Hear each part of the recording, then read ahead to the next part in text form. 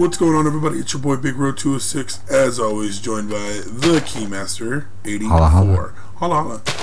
Now, this, ladies and gentlemen, is a momentous occasion because we have not been together for a hanging with the bruh for going on a month now, I think it is. It's been a long time. Been a long time with my injury and Keymaster doing the solo dolo this week, or this last week. But today's topic, guys, we kind of came up in our esports and news, which if you haven't seen, don't forget to check out our channel, Emergent Productions. Esports and news is up now, currently on Saturdays instead of Wednesdays, but there's a few videos for you guys to go watch if you're interested in that kind of stuff. Getting off topic. Nothing wrong with that. Yeah, nothing wrong with that. Came up in our esports and news just this last week. The changing face of first-person shooters. Me being a very strong Call of Duty player, Keymaster coming from Halo fame, and then also a few stories that we've read recently about Battlefront and Battlefield. Kind of the four big names in first-person shooters at the current time. I don't know. Let's kind of kick it off with the old Battlefield thing. Keymaster announced this week on Esports and News that excuse my cough as well. Getting over something for some reason. Keymaster announced on Esports and News this last week that Battlefield 5, EA's Battlefield 5, is growing back to Cali, to World War I, which is very old school, very rare, especially nowadays. Everybody's been pushing to the futuristic guns and exoskeleton suits and things like that Call of Duty's been doing.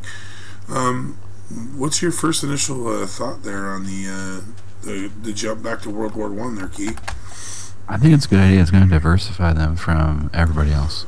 Because I mean, like you said, everybody's going towards the future, going towards exoskeletons and ray guns and crap like that. And I think it's a good move on their end. Oh yeah, big time. Because it also kind of goes with what and I know we haven't really talked about this game much, but it's one of my sleepers for this next year. Which is the new Ghost Recon game, which is going to it's kind of more like a Black Ops, like a true Black Ops game, like where it's not so Splinter Cell. Well, it's more like Mercenary for Hire type of game. Oh, okay. Which is a different face. I mean, you don't have all the luxuries that being part of a large unit would bear you. Right. And just a lot of other things, and I think people realize that people are getting fed up with the same old, basically the same game over and over and over again. Oh, yeah. And I mean, it's future this and hunt down that and kill this crazy thing, and I think people have finally realized that people are getting tired of that. They want something different. They want something new, and so they're willing to sacrifice going to the future, and maybe take a little glimpse in the past, or even now. I mean, even on like today's standard, really, and not necessarily going to the future, which I think is good. For first-person shooters in general. Oh yeah. No, I agree. I think what kind of drew me to the Call of Duty world was their first 2 or 3 games. Call of Duty: The Big Red One was probably my favorite Call of Duty game ever. That story mode on that game was freaking awesome and super difficult if you played it on the hard mode. No multiplayer back then. It was all single story campaign mode. So that was also pretty interesting and awesome. I think Battlefield, like you said, like Keymaster said, diversifying itself away from the forward push into the future as far as the weapons and things that they can do. kind of kick it old school, man. There's nothing wrong with being different. Different sometimes can work, depending on how it's done. And EA definitely has been making the movement into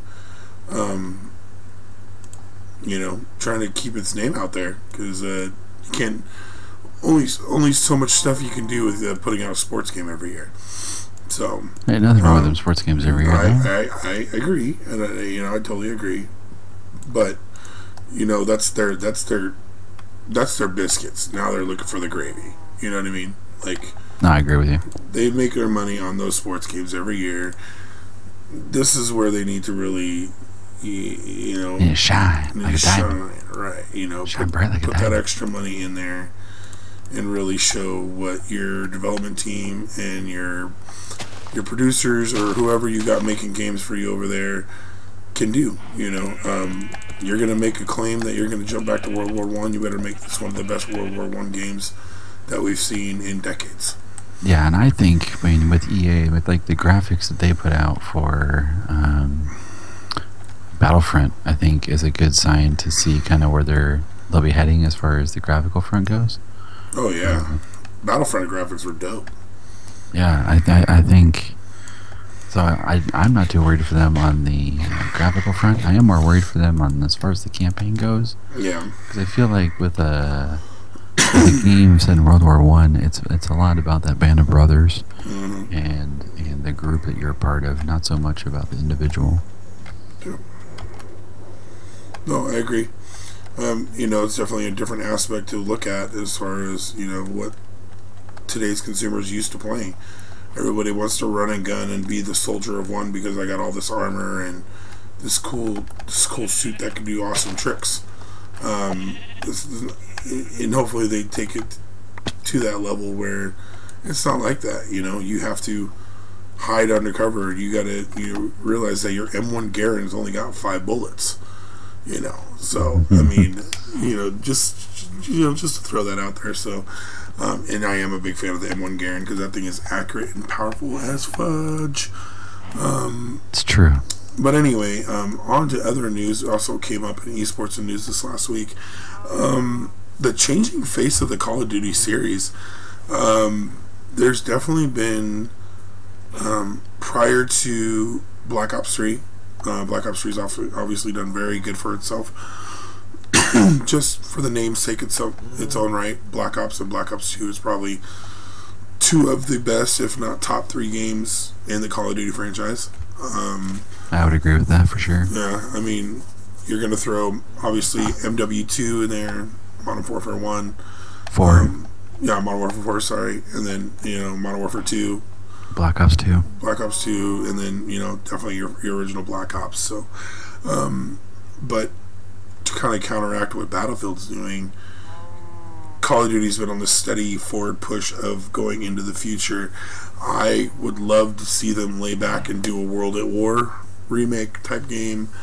I would love, because I think they're talking about doing a Modern Warfare 4 now. No. Modern Warfare 4. It's going to be 4, but it's going to be something to me like Modern Warfare 4.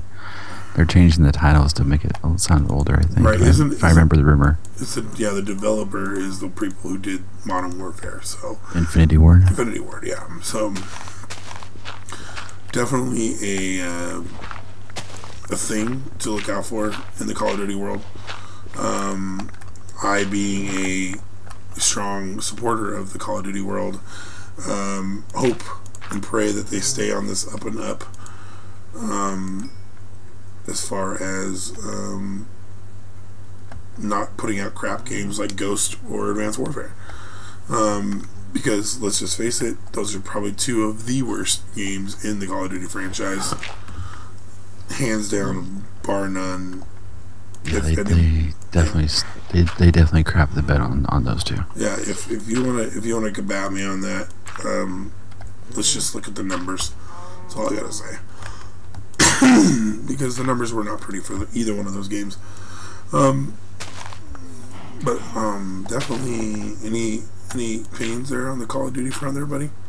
Call of Duty, okay, so it's funny we bring this up tonight because last night I was trolling around on Facebook, and as to the side on that, make sure you guys go checking out Facebook, facebook.com/emergentproductions.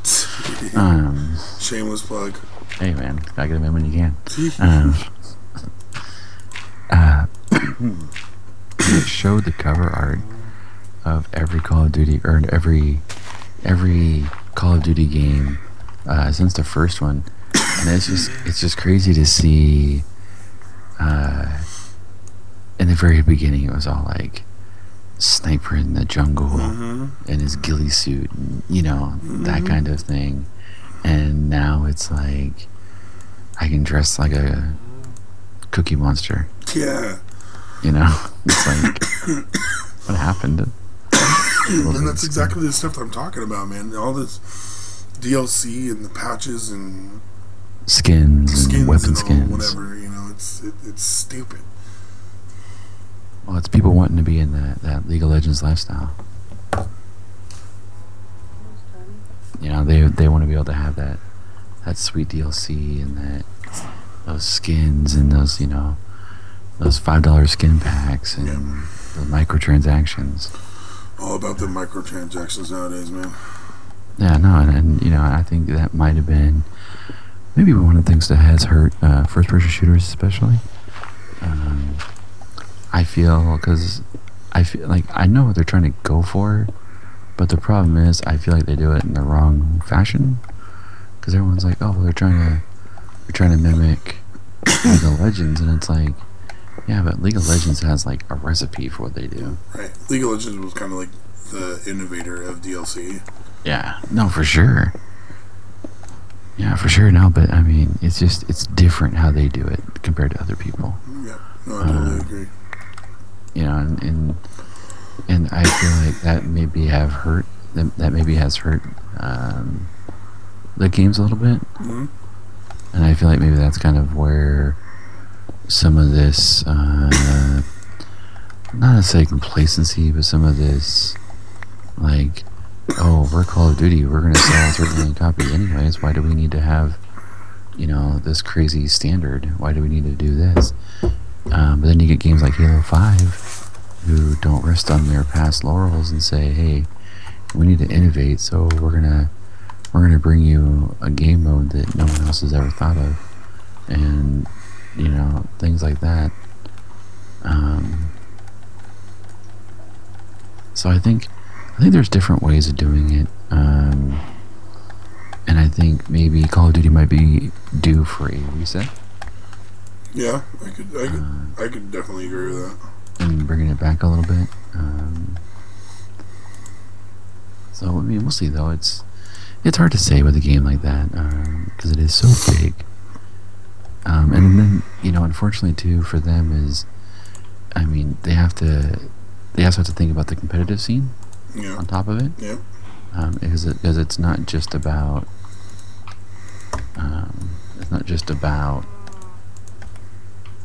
the game itself. It's about, okay, well, what kind of a competitive scene is this going to offer? Right. And I think that might also be where some of the displacement comes from as well. Well, hence why Activision took over all their tournaments and stuff, because they see how much money MLG was making off Call of Duty tournaments, and these kids wanting to be just like their favorite pros. Shit. Yeah, for sure. Me and you both watch pro gamers all the time. We have our favorite pro gamers just like we have our favorite pro athletes. So it's definitely true. So it's Activision, and this has also been a topic on a past Hanging with the Bro. You guys definitely want to go check those out. They definitely hit on some cool topics. Definitely some good bantering.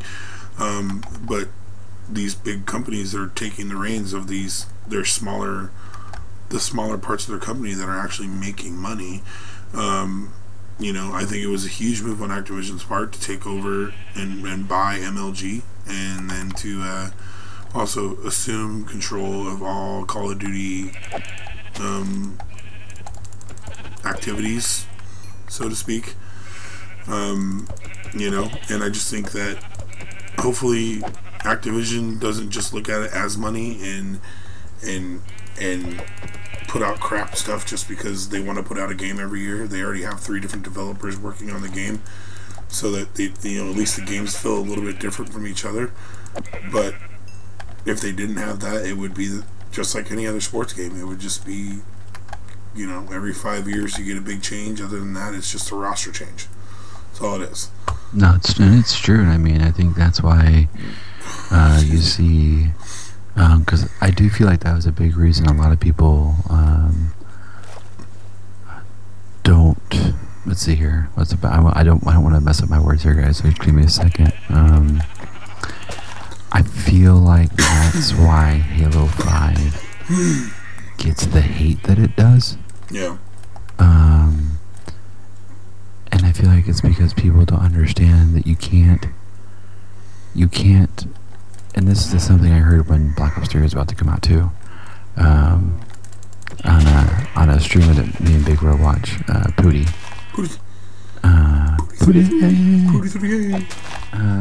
Shout out to Pooty if he ever watches this video. Yeah, it'd be awesome if you did. Leave a comment if you do, man.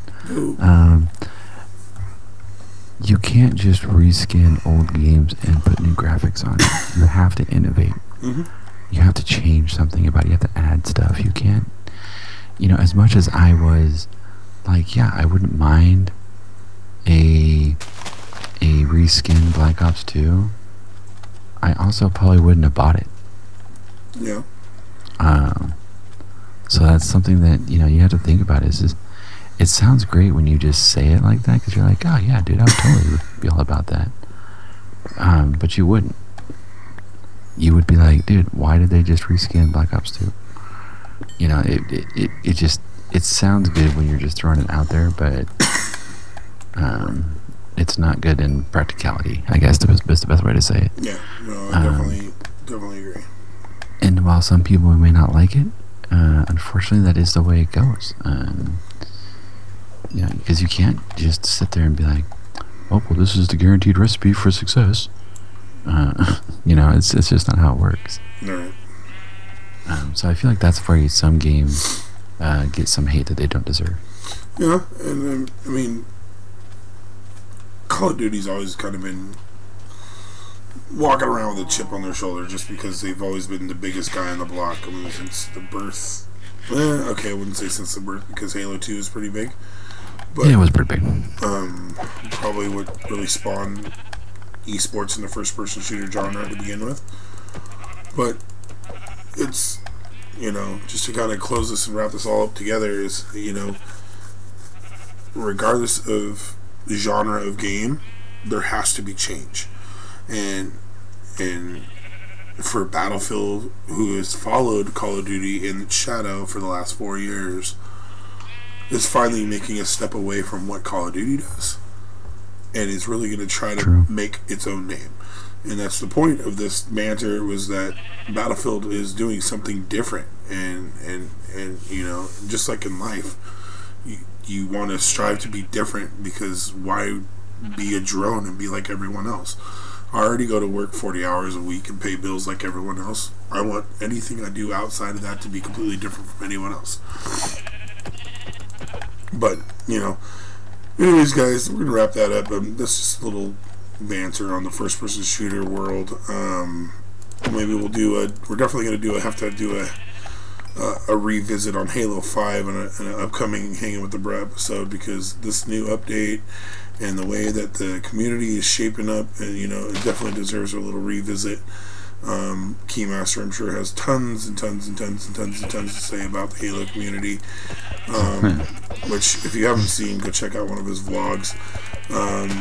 We'll try to leave the link in the description box below if we can remember. Yeah, but as always, guys, we are the Keymaster 84 and Big Road 206. If we leave any links in the description box below, don't forget to click on them. We leave them there for a reason. Like, comment, and subscribe.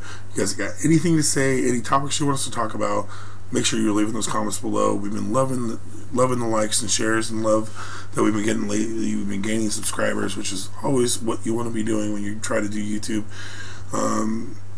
But yeah, as the Keymaster would say, we play games to make gains, which is probably one of my favorite lines that he says. And haters gonna hate. And haters gonna hate. We'll check you guys next week.